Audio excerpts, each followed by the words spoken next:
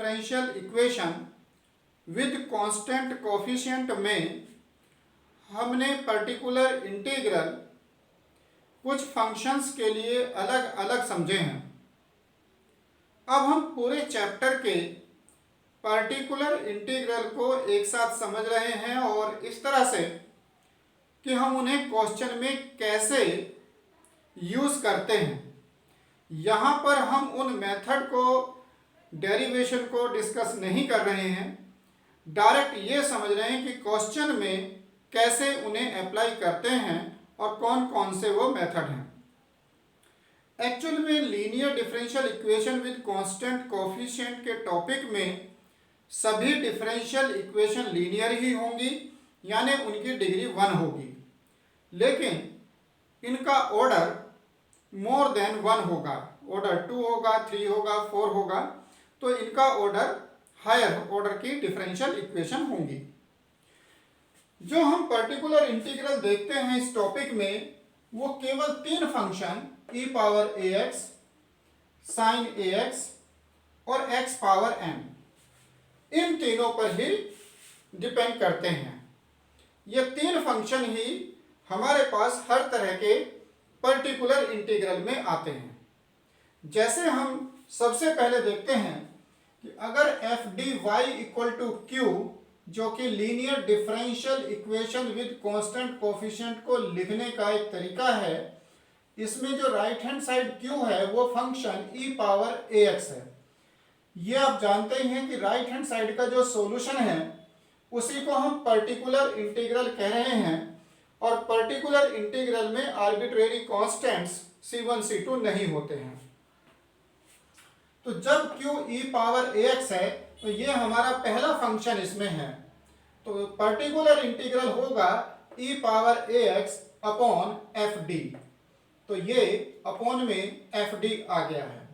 इस तरह के पर्टिकुलर इंटीग्रल को सोल्व करने का मेथड है कि जो आपका फंक्शन एफ डी है उसमें d को a से रिप्लेस कर देते हैं, और जो a है ये x का कोफिशिएंट है। तो हम कह सकते हैं कि जो एफ डी था वो एफ ए में कन्वर्ट हो जाता है, तो इस तरह से हमें पर्टिकुलर इंटीग्रल मिल जाता है। इस मेथड की अपनी लिमिटेशन है कि यहाँ पर एफ ए 0 नहीं होना चाहिए, अदरवाइज ये डिनोमिनेटर अगर 0 हो गया तो ये नॉट डिफाइंड हो जाएगा। सेकंड, यहाँ पर मेथड है साइन ax या कोस ax के लिए।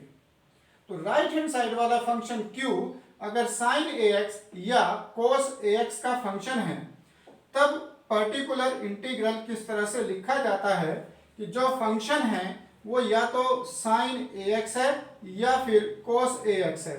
इन्हीं दोनों के लिए ये मेथड है साइन ax और कोस ax के लिए। तो जब q साइन x या कोस x है, फिर हमने अपॉन में एफ डी लिया। इसके लिए मेथड होता है कि हम डी स्क्वायर को रिप्लेस करते हैं माइनस ए स्क्वायर से। स्क्वायर केवल ए का है, माइनस का नहीं है, ए स्क्वायर से।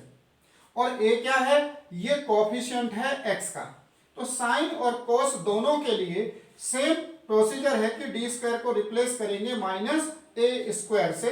तो जो अपॉन में वैल्यू लिखी हुई है, जो फंक्शन लिखा है डी में, वो फंक्शन ऐसे बनेगा एफ माइनस ए स्क्वायर, जबकि हम उसमें डी स्क्वायर को रिप्लेस कर रहे हैं माइनस ए स्क्वायर से।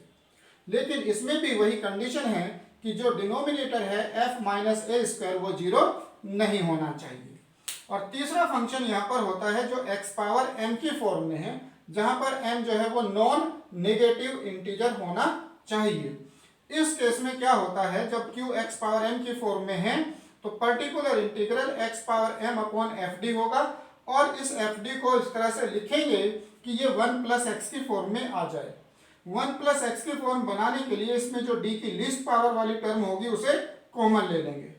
कॉमन लेने के बाद जो 1 प्लस एक्स की फॉर्म बनी है उसे न्यूमरेटर में ले जाएंगे, तो उसकी पावर -1 हो जाएगी। ये x पावर m यहाँ पर एज इट इज, और फिर इसमें बाइनोमियल एक्सपेंशन यूज करेंगे, और वो बाइनोमियल एक्सपेंशन उस टर्म तक लिखा जाएगा जहां तक d पावर m हो जाए, जबकि यहाँ पर x पावर m है। इट मीन्स जो भी यहाँ पर x की पावर है वहां तक की आपको d की पावर लिखनी होगी, उतना ही एक्सपेंशन लिखना होगा। तो इस तरह से हमें पर्टिकुलर इंटीग्रल मिलेगा उस केस में जबकि q x पावर m है और m जो है वो नॉन नेगेटिव इंटीजर है। अब इन तीनों के पर्टिकुलर इंटीग्रल के बाद ये कंबाइंड किए गए, e पावर ax को साइन ax के साथ कंबाइन किया और e पावर ax को x पावर m के साथ कंबाइन किया, तो इन दोनों का प्रोडक्ट हुआ, इन दोनों का प्रोडक्ट हुआ, दोनों में ही e पावर ax है।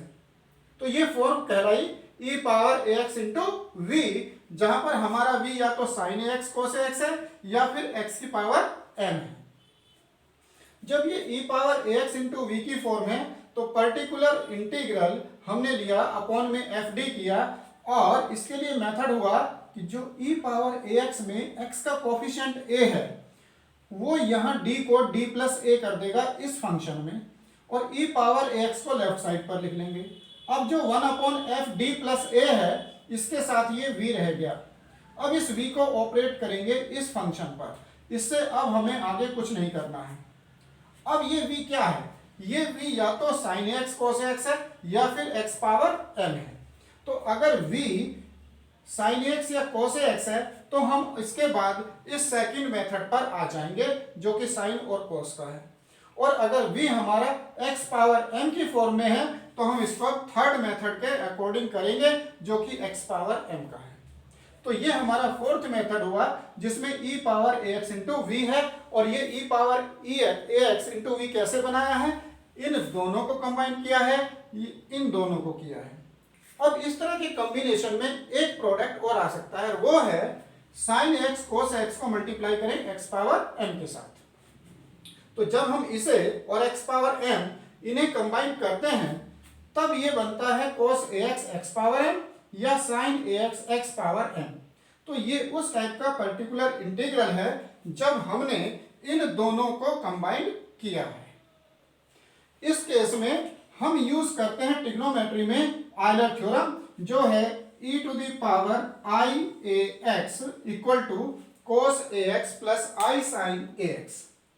और जो ये cos ax है ये e पावर ax का रियल पार्ट है और जो sin ax है ये e पावर ix का इमेजिनरी पार्ट है। तो हम इस cos वाले को लिखते हैं real part of e power ix x power m upon F D करके, और अगर साइन में है तो उसको इमेजिनरी पार्ट लिखा जाता है। तो cos वाला हो गया रियल पार्ट और साइन वाला हो जाता है इमेजिनरी पार्ट। इसके बाद ये e power ix x power m बन जाता है। e power ix x power m यानी ये e power x into V की फॉर्म में कन्वर्ट हो जाता है, और यहां पर जब इस फॉर्म में आता है तो हम अपना मेथड नंबर 4 अप्लाई करते हैं। मेथड नंबर 4 क्या है, जो d को d प्लस ए से वो रिप्लेस करेगा तो ये लेफ्ट साइड पर आ जाएगा और यहाँ पर x पावर m रह जाएगा। x पावर m रहने का मतलब फिर हम इसमें ये अपना थर्ड मेथड अप्लाई करेंगे और उसे जब कंप्लीट सोल्व हो जाएगा तो अगर हमारा कोस वाले के लिए सोल्व कर रहे हैं तो लास्ट में रियल पार्ट लेकर के आंसर लिखेंगे, और अगर साइन वाला है तो उसके इमेजिनरी पार्ट को लेकर के आंसर लिख देंगे। अब इसमें जो फर्स्ट केस हमने लिया था e पावर ax में, उसमें एक कंडीशन थी कि fa नॉट इक्वल टू 0 पर ये मेथड नहीं लगेगा। अगर ऐसा हो जाए कि fa इक्वल टू 0 आ जाए, तो अगर fa इक्वल टू 0 हो जाता है तो particular integral f e to the power ax upon fd को करने के लिए हम अब इस प्रोसीजर पर आते हैं कि सपोज जो fd है उसके कुछ इस तरह से फैक्टर हो जाते हैं, और इन फैक्टर में हम देखते हैं कि एक ऐसा फैक्टर है जिसमें अगर हम d को a से रिप्लेस कर दें तो वो 0 नहीं होता है, और एक ऐसा है जो 0 हो जाता है। तो जो 0 नहीं होता उसमें हम d को a से रिप्लेस कर देते हैं, जो 0 होता है उसे एज इट इज रहने देते हैं। जो हम सोल्व कर चुके हैं ये तो हमारे रिजल्ट में आंसर में ऐसे ही चला जाएगा।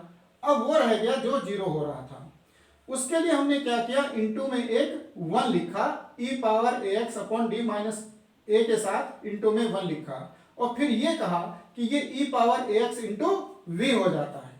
जैसे हम कहते हैं e power ax into v हो जाता है तो हम आ जाते हैं अपने मेथड 4 पर, तो इसके बाद मेथड 4 लग जाता है और e power ax into v बना करके इसको d को d प्लस ए से रिप्लेस कर लेते हैं और फिर 1 के लिए सोल्व कर लेते हैं।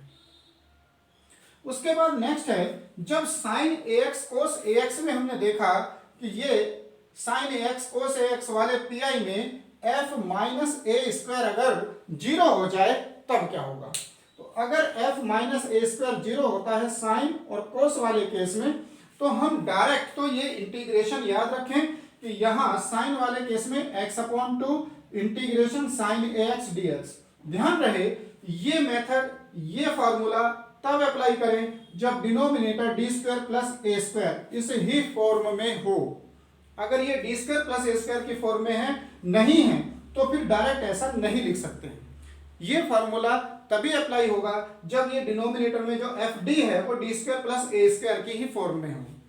x/2 इंटीग्रेशन साइन एक्स हो जाएगा और अगर कोस है तो x/2 कोस एक्स dx का इंटीग्रेशन हो जाएगा। लेकिन अगर हम सोचें कि ये तो फार्मूला हम डायरेक्ट अप्लाई कर रहे हैं, हमेशा जरूरी नहीं है ऐसा डी स्क्वायर प्लस ए स्क्वायर की फॉर्म हो, कुछ अलग फॉर्म हो या इस फॉर्म को भी, तो हम ये इमेजिनरी पार्ट लेकर कर सकते हैं अगर साइन वाला केस है तो, और कोस का केस है तो रियल पार्ट ले सकते हैं। तो imaginary part of E power ax हमने लिख दिया साइन ax को, और जब ऐसा बना तो जो डिनोमिनेटर वाला पार्ट है उसके हम फैक्टर कर लेंगे और फिर ये सोचेंगे कि कौन सा फैक्टर ऐसा है जो 0 हो रहा है यहाँ पर आई ए रख करके और कौन सा 0 नहीं हो रहा है। इट मीन्स हम वही बात कर रहे हैं जो इसमें मेथड 5 में डिस्कस किया गया है। तो हम इसके बाद मेथड 5 अप्लाई कर देते हैं। मेथड 5 जो अप्लाई करेंगे तो जो 0 नहीं हो रहा है उसमें तो आप आई ए पुट करेंगे, जो 0 नहीं हो रहा है उसको एज इट इज रहने देंगे और फिर के साथ इनटू में 1 लगाएंगे। जब इनटू में 1 लगाएंगे तो आप मेथड 4 पर आ जाएंगे, जो मेथड 4 हमारा ये है।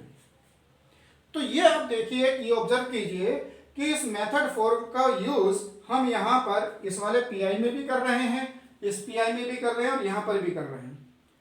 तो इन सभी में हम हर बार e power x into V की फॉर्म में ही क्वेश्चन को बना लेते हैं।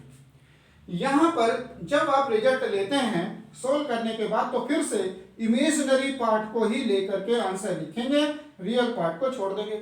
और अगर ये आपको रियल पार्ट लेना है तो रियल पार्ट को लेकर के आंसर लिखेंगे, इमेजिनरी पार्ट को छोड़ देंगे। तो linear differential equation with constant coefficient में जो भी पर्टिकुलर इंटीग्रल हैं वो केवल इन 3 फंक्शन को लेकर समझे जा सकते हैं और उसके बाद इनको कंबाइन किया जाता है 2 को लेकर के, और उसके बाद ये समझा जाता है कि अगर डिनोमिनेटर 0 हो जाए तब हम कौन सा मेथड अप्लाई करेंगे। और हर बार ये मेथड इस नंबर 4 पर ही आता है, 4th method he in last के तीनों में अप्लाई होता है।